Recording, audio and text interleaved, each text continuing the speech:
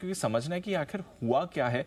कल की गिरावट का तो हमने काफ़ी एनालिसिस करी, बट आज रिबाउंड भी आते हुए दिख रहा है। तो क्या आज का रिबाउंड देखकर समझें कि कल ग्लोबल बाजारों ने थोड़ा ओवर रिएक्ट कर दिया था, थोड़ा ज़रूरत से ज़्यादा ही ये कैरी ट्रेड हो गया या मंदी हो गई या इजराइल हमास हो गया, जो भी वजह थी उसको ओवर रिएक्शन दे दिया था कल? देखिए, अगर दीप मार्केट में किसी भी तरफ तेजी या मंदी की तरफ और रिएक्शन हो ही ना, तो फिर वो मार्केट क्या, ये भी बात सही अगर आप में ये सोचे कि इस चीज पे इतना ही ऊपर या इतना ही नीचे होना चाहिए और इस तरह का अगर लाइफ परफेक्ट हो जाए हमारी और मार्केट की, तो फिर कहना ही क्या है। और मार्केट में ऐसा कभी होता नहीं है अनफॉर्चुनेटली। अगर हो जाए तो ये समझिए कि आपकी स्किल नहीं, किस्मत है कि आपने जैसा सोचा वैसा हो गया। तो मार्केट की आदत है, हमेशा से आदत है, बढ़ने में भी जरूरत से ज्यादा बढ़ जाएंगे, लोगों को लगा फ्रोथ है, यूफोरिया है, अनाप शनाप तेजी हो रही है, और घटते तब भी ऐसे है कि मतलब आपका मन करेगा कि घर के गहने बेच कर, अपना घर बेच के शेयर खरीद लें, उस लेवल के भाव आ जाते हैं। लिया नहीं जाता वो एक अलग बात है, तेजी में बेचा नहीं जाता वो दूसरी बात है, लेकिन मार्केट हमेशा इरेशनल होते हैं और यही इस बार भी हो रहा है ग्लोबल मार्केट्स में। जापान ये एक महीने पहले, एक महीना भी नहीं हुआ ढंग से, 11 जुलाई, हाँ 11 जुलाई को 3 हफ्ते पहले मुश्किल से इन भाई साहब ने कितने सालों की मंदी तोड़ी है? 90 के बाद, हाँ 1990 के बाद से जो मंदी में गए हैं, ये 34 सालों की मंदी के बाद लाइफ हाई पर हुई। सोचो, आप सोचो अगर अपना 25,000 का निफ्टी 25,075 जो लाइफ हाई, अगर समझो 25 साल बाद वापस हाई बनाए तो सोच ही डर लगे, ब्लड प्रेशर आ जाए, 2-4 के अटैक आ जाए, है ना। सोचो जापान वालों का पेशेंस देखो, 35 साल लगे उनको वापस हाई बनाने में, 35 साल। अब 35 साल में हाई बनाया और सिर्फ 3 हफ्तों में ऊपर से 26% घट गया। जापान सिर्फ 3 हफ्तों में 26% घटा दिया, ठीक है, उसमें भी पिछले 3 दिन में ज्यादा घटा है, करेक्ट। आज की रिकवरी जो जापान में दिख रही है 8-9% की, 9% की थी लास्ट मैंने देखी, 9.5%। उसके बावजूद जापान अपने टॉप से 20% नीचे।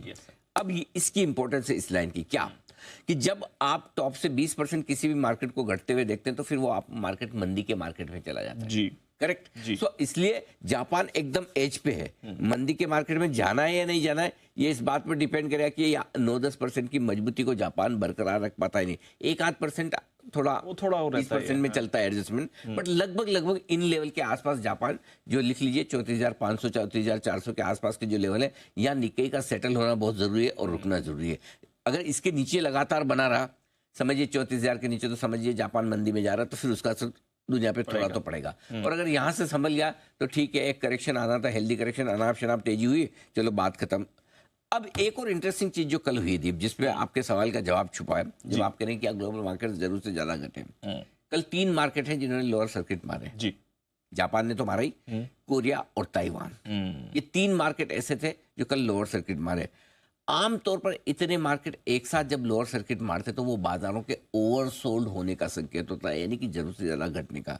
और एक चीज मैंने देखी है इतिहास में दीप, हमारे बाजारों में देख लिया, किसी भी बाजार में, ये नोट करके रखना बहुत काम की बात है, चाहे वो बाजार हिंदुस्तान के हो, चाहे अमेरिका के हो, चाहे कोई भी बाजार हो, जिस बाजार में आपने लोअर सर्किट के दिन पैसा डाला, उसके बाद आपका पैसा बना ही बना है। नॉट नेसेसरी कल से बन जाए, परसों से बन जाए, लेकिन अगर आपका व्यू 1 साल प्लस का है, तो हर मार्केट जिसने जब सर्किट लगाया, अगले 1 साल में उस लेवल के ऊपर, तो सर्किट मारने का मतलब ही है कि आपका बाजार ओवरसोल्ड है। Yes, correct. अब आइए एशिया को छोड़कर बाकी बाजार, नैस्डैक और रसल 2000, ये कम से कम 11 से 13% ऊपर से घट चुके हैं, ठीक है।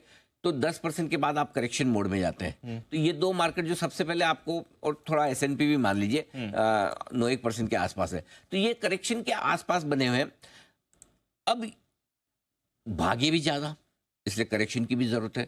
सो जितनी तेजी से अमेरिकी बाजार रोज हाई पर हाई बना रहे थे, उसी तेजी से करेक्शन भी आया है। सो आई थिंक एक चीज जो हमें समझनी पड़ेगी दीप, वो है ना, जो हमने 2008, उसके पहले 92, 93, इन सब मार्केट्स में जो देखा, उससे एक चीज बदलती हुई दिख रही है, जो स्पेशली 2018, 2020 हम वापस देख रहे हैं, तेजी और मंदी के साइकिल बड़े फास्ट हो रहे हैं। Yes sir.